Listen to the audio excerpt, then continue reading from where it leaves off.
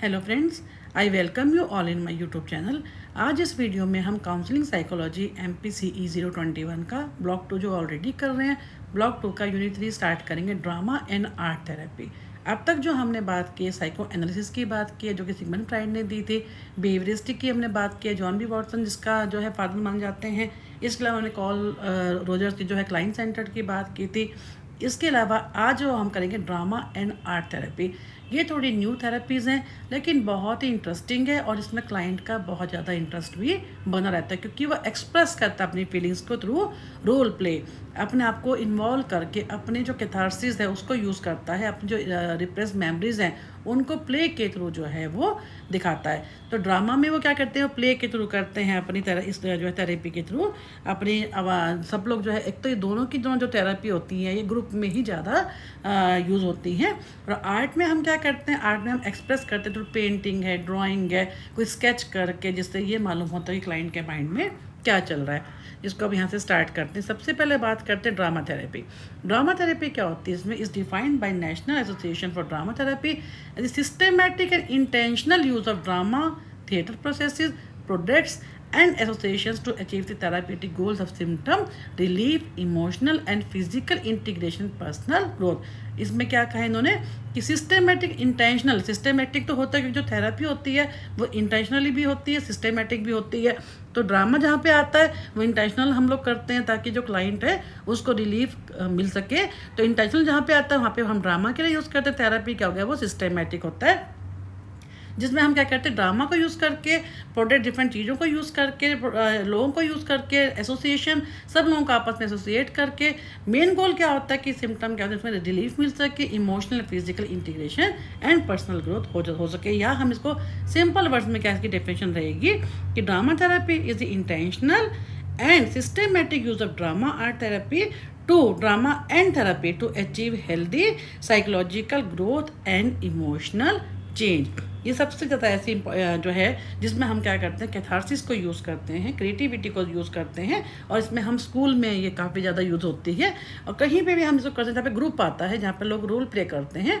तो the word drama comes from the ancient Greek, means क्या है, थिंग्स डन, क्योंकि थिंग्स हो चुकी हैं। And drama therapy use action techniques है, पर्टिकुलर जैसे रोल प्ले की हमने बात की।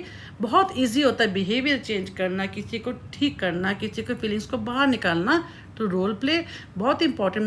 मैं आपके लिए अलग से रोल प्ले के ऊपर भी वीडियो बनाऊंगी, जो कि आप देखेंगे कैसे हम लोग रोल प्ले करते हैं और कैसे वो बहुत अच्छा तरीका होता है क्लाइंट को रिलीफ में लाने के लिए।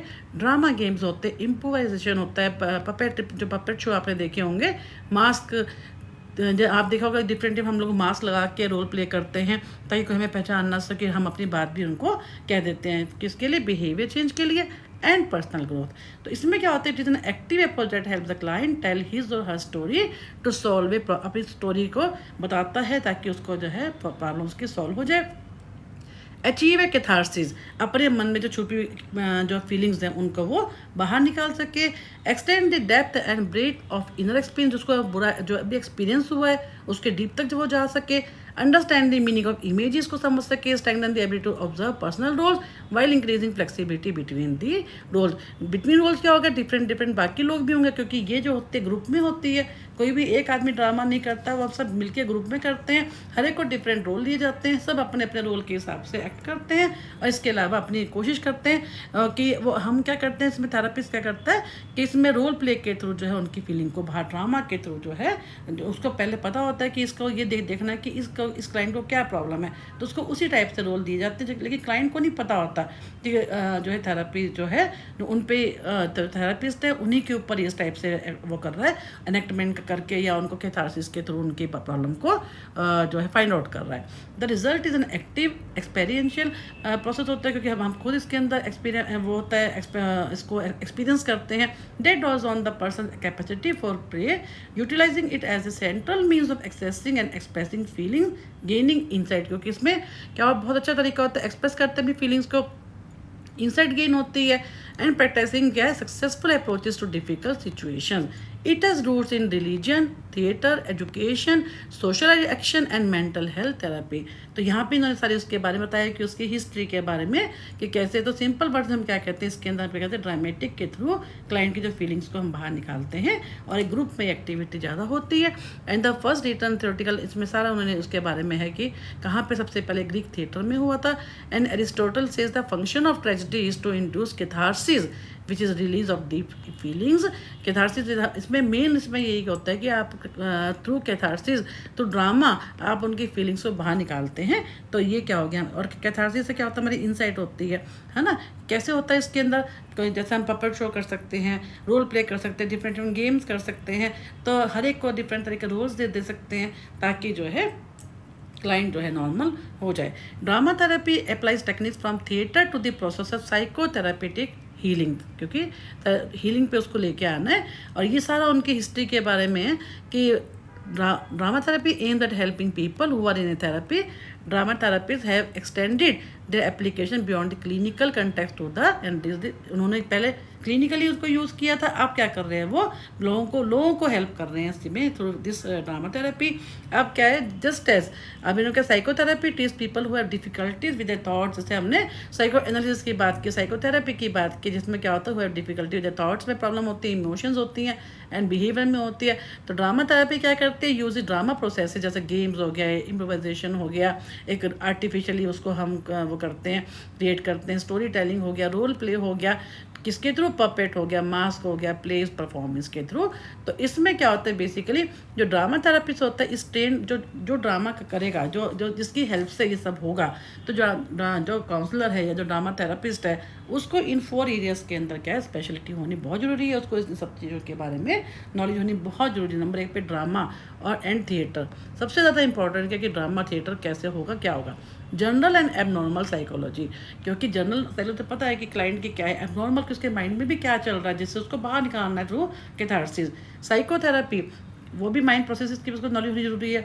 एंड देन हम बात करेंगे ड्रामा थेरेपी की। इसमें क्या होता है कि drama therapy role is to facilitate the client experience in a way that keep the client emotionally and physically safe while the client benefits from the dramatic processing. तो इसमें क्या होता है, कौन कौन से इसके मेन मेथड्स होते हैं, ड्रामा गेम्स हो गया, इम्प्रोवाइजेशन हो गया, रोल प्ले हो गया, डेवलपमेंटल ट्रांसफॉर्मेशन हो गया, सोशल ड्रामा, साइको ड्रामा, ये सब के सब में क्या क्या है, इस टाइप की इन टेक्निक्स के थ्रू हम जो है यूज़ करते हैं थ्रू कैथारसिस को और जो क्लाइंट को इन्वॉल्व करके। बाकी कौन कौन से अदर मेथड्स, अच्छा प्लेबैक थिएटर होता है, जहाँ पे एक जो है एक आर्टिफिशियल उस टाइप से सीन क्रिएट कर दिया जाता है। Theatre of the oppressed and the performance of plays are more formal and presentational involving इन सभी ऑडियंस को उसके अंदर हम क्या करते हैं, इन्वॉल्व कर लेते हैं। तो इस टाइप से इन्होंने कहा है कि क्या क्या हम लोग इसमें कर सकते हैं। अब हम बात करते हैं आगे certain technique like drama games, role play etcetera. Again वही चीज़ें इन्वॉल्व फिक्शनल वर्क का, आप उसको अटैच हो जाते हैं उसके साथ, उस चीज़ के साथ, तो आपको ये बहुत ही मतलब कि कनेक्ट करके रखता है, बांध के रखता है।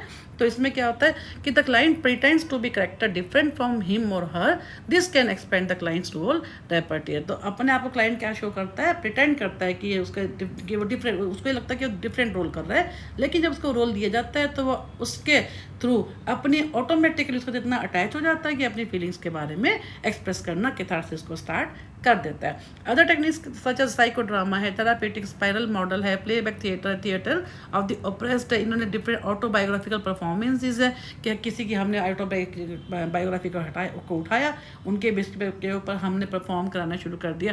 तो मेनली क्या, clients need to have good ego strength to be able to do this kind of non fictional work because it require the honest searching look at once. अपने बारे में उसको बहुत ज़रूरी है कि खुद के बारे में ऑनेस्टली उसको पता हो, अपने बारे में खुद को वो एक्सप्लोर कर सके अपनी प्रॉब्लम को, कि वो कहाँ पे प्रॉब्लम उसको आ रही है। अब बात करते हैं 5 स्टेज थ्योरी। इसमें क्या होता है, फर्स्ट स्टेज करना, इसमें हम कैसे कैसे करते हैं। तो इनका जो है नाम बहुत फेमस है, रीनी न्यूमा का। रीनी ने जो है बहुत ही मूना 1995 आइडेंटिफाई 5 स्टेजेस का है, जिसमें से हमारे को ड्रामा थेरेपी कैसे कैसे होती है। फर्स्ट क्या है, dramatic play, where the group क्या कि जो मेंबर होते हैं gets to know each other.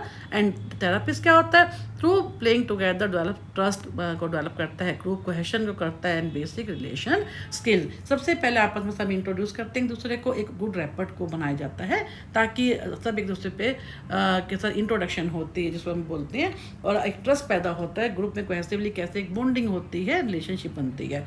उसके बाद हम बात करते हैं second stage is the scenic work stage where they continue playing. अब उसके बाद वो क्या करते हैं कि वो खुद अब जो है उनको स्टेज सेकेंड में वो क्या करते हैं, आपस में बातचीत हो गई, अब now they start continue playing, play करते हैं, remains on developing dramatic skills and they will need to as they continue in the treatment. उन्हें ऐसा इस ढंग से कि उनका जो है ट्रीटमेंट हो रहा है, and as they grow older begin school they increase to develop their abstract जो रीजनिंग स्किल होती है।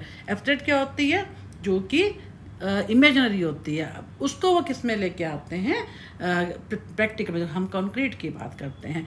अब हम बात करते हैं स्टेज 3। इसमें क्या होता है, रोल प्ले। अब इसमें वो क्या कहते हैं, रोल प्ले कर रहे हैं, exploring issues through fictional means, है ना, एक इमेजनरी वे के अंदर, एक जो कि फिक्शनल का मतलब क्या होता है, जो कि नॉट रियल, वो रियल नहीं होता। रोल प्ले क्या होता है, वो भी हम करते हैं, लेकिन वो क्या होता है, डेट इज़ ऑल्सो हम पार्ट प्ले कर रहे हैं, that is all drama, that is not real. तो इसमें हम क्या कहते हैं, जैसे इन्होंने कहा ना, फ्रॉम ए फेरी टेल और legend that goes through a crisis और challenge shared by the group member. सब ग्रुप मेंबर्स के हिसाब से काम करते हैं, रोल प्ले करते हैं, एक्सप्लोर करते हैं वेरियस रोल्स के बारे में, देखते हैं किसको जो रोल मिला उसके हिसाब से। स्टेज 4 में क्या है, culminating enactment where personal issues are acted. अब इसमें स्टेज 4 में क्या होता है, कहीं पर किसी को जब रोल प्ले करते हैं तो कहीं ना कहीं किसी को प्रॉब्लम आती है, उसके बारे में बातचीत होती है, यानी when personal issues are enacted, जब पर्सनल इश्यूज की हम बात करते हैं, उनके ऊपर बातचीत होती है, तो वो कहाँ पे होती है, थ्रू साइकोड्रामा और ऑटोबायोग्राफिकल परफॉर्मेंस, इसके अंदर स्टेज 4 में, जहाँ पे वे personal issues are acted upon, ठीक है, उनके ऊपर जो है बातचीत होती है। फाइनल स्टेज में क्या होता है, ड्रामेटिक, जहाँ पे क्या होता है, क्लोजर हो जाता है। हर थेरेपी का हमने देखा है क्लोजर होता ही होता है। हर थेरेपी जो भी स्टार्ट होती है, जब हमारा गोल अचीव हो जाता है, तो फाइनली क्या होता है, हमारे को उसको, काउंसलर को, थेरेपिस्ट को उसको बंद करना पड़ता है। That is the point of termination. ताकि, और ये पहले से ही जब वो स्टार्ट होता है, जब स्ट्रक्चर बनता है थेरेपी का, तभी ये सब बातें क्लियर हो जाती है कि ये थेरेपी जो आपको मिल रही है, ये हम गोल को अचीव कर लेंगे, आप नॉर्मल हो जाएंगे, आप हेल्दी फील करेंगे, आप अपनी लाइफ के जो इश्यूज़ हैं उनको खुद सॉल्व करना शुरू कर देंगे, तो हम इस थेरेपी को यहीं पे ख़त्म कर देंगे। तो इस टाइप से हमारा ये क्या हुआ, जो है डिफरेंट स्टेजेस। अब हम बात करते हैं कि ड्रामा थेरेपी के लिए कौन कौन सी टेक्निक को यूज़ करते हैं। First is use of metaphor.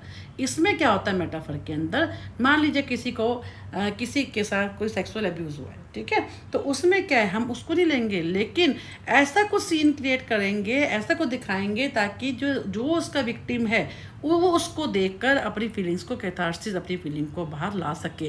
या जैसे इन्होंने एक एग्जांपल दे रखा है कि an emotion can be represented with किसके थ्रू, मेटाफोरिकल इमेज। कौन सी, जैसे एंगर को इन्होंने क्या कहा है, वॉल्केनो के थ्रू या एक्सप्लोडिंग बॉम्ब है, इसके थ्रू। यानी मेटाफर का मतलब कि उस चीज़ को क्रिएट करते हैं कि किसी को फियर है, किसी को है कोई डर लगता है किसी चीज़ से, या कहीं पे कोई बहुत एंगर है, जैसे इन्होंने कहा है ना वॉल्केनो, तो उस टाइप से हम उस सीन को क्रिएट करते हैं ताकि जो है वो जो अपने आप को एनेक्ट कर सके क्लाइंट जो है।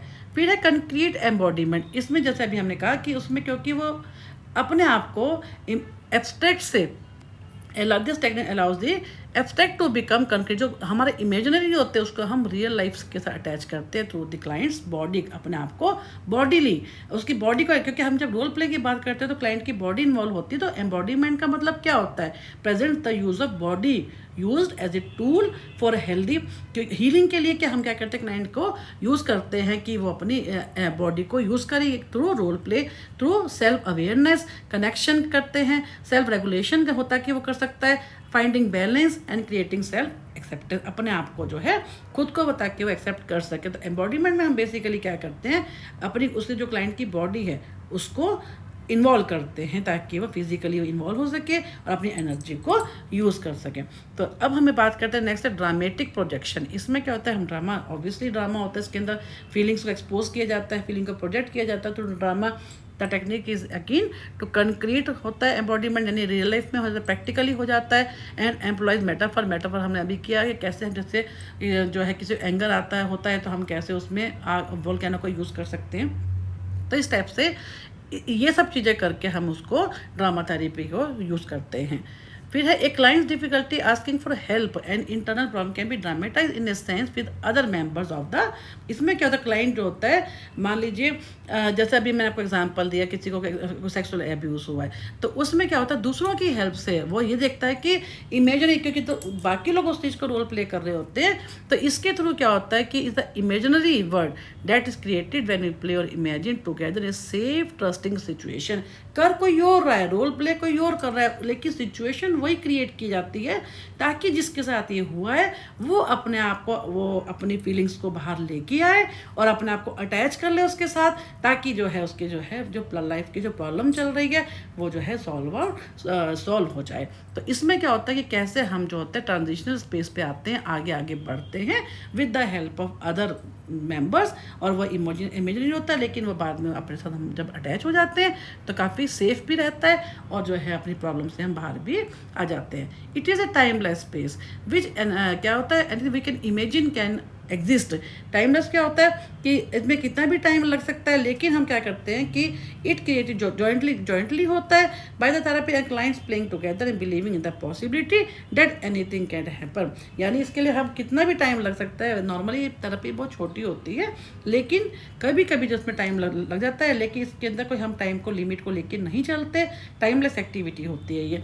फिर है इनकॉर्पोरेटिंग अदर आर्ट्स, में बाकी आर्ट्स को भी इन्वॉल्व करना जरूरी होती है, जैसे कि ड्रामा थेरेपी यूज़ म्यूज़िक को भी यूज़ करते हैं, जब ड्रामा चलता है तो म्यूज़िक को भी करते हैं, मूवमेंट को भी करते हैं, song, dance, poetry, writing, drawing, sculpture, mask, इन सब चीज़ों के को, क्योंकि इसके लिए जो है जो थेरापिस्ट है उनको जो है इन सब चीज़ों की, बाकी आर्ट्स की भी नॉलेज होना बहुत ज़रूरी होता है।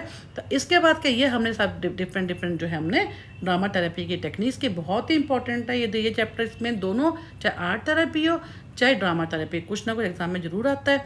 अब इसके एप्लीकेशंस कहाँ पे हम इसको यूज़ करते हैं, कंडक्टेड इन, सबसे पहले इंपॉर्टेंट क्या होता है, ड्रामा थेरेपी होती है कंडक्टेड इन ग्रुप्स, ठीक है, ये ग्रुप में होती है। और इसमें क्या होता है, यूज इंडिविजुअल कपल्स के लिए, फैमिली काउंसलिंग में इसको यूज़ होते हैं, variety of settings with different kind of clients होते हैं उसके। इसके अलावा हम इसको कहें तो ड्रामा थेरेपी क्या होती है, ignores the excuses of denial getting right to the behaviour. कोई भी ऐसा अगर कोई मना भी करता है कि नहीं मैं इसमें पार्टिसिपेट नहीं करूँगा, कि नहीं उसको कन्विंस कि तुम ये नहीं तो ये वाला रोल कर लो, लेकिन उसमें कोई भी एक्सक्यूजेज जो होते हैं वो एक्सेप्टेबल नहीं होते। अदर टाइप में क्या होता है इसमें, और किसका बेनिफिट होता है या कहाँ पे अप्लाई होते हैं, जहाँ पे नॉन वर्बल क्लाइंट होते हैं, जो कि पढ़े लिखे नहीं होते, क्योंकि जिनको लैंग्वेज की नहीं होता, लेकिन वो क्योंकि इसमें पढ़ने की जरूरत है नहीं, इसमें आपको रोल प्ले करना है ना, पपेट शो जैसे होते हैं, हमने बताया अभी आपको। तो who are not good candidate for verbal therapy can often participate successfully in drama because they can not verbalise show how they feel, क्योंकि उनको फील ये सिर्फ दिखाना होता है, शो करना होता है कि वो कैसा फील करते हैं। इसके अलावा कहाँ पे होता है, इसको यूज़ हम रेजिडेंशियल सेटिंग में, करेक्शनल, डिफरेंट में कहाँ पे कहा है कि कहाँ पे हमको यूज़ कर सकते हैं, हॉस्पिटल सेटिंग में भी कर सकते हैं, एजुकेशन इंस्टीट्यूशन में भी कर सकते हैं, बिजनेसेस में भी कर सकते हैं, कम्युनिटी एक्शन सेटिंग में भी, and social and recreational centres. तो कहाँ पे इनकी एप्लीकेशन है, और ये बहुत ही नई और बहुत अच्छी थेरेपी है, जिसके अंदर क्लाइंट को बहुत through catharsis, through role play, puppet show, mask, drama on the stage, तो उसके हिसाब से हम क्या करते हैं, उसको ठीक किया जाता है। तो इस वीडियो को हम यहीं पे ख़त्म करते हैं। नेक्स्ट वीडियो में हम आर्ट थेरेपी स्टार्ट करेंगे। Thank you for watching my YouTube channel.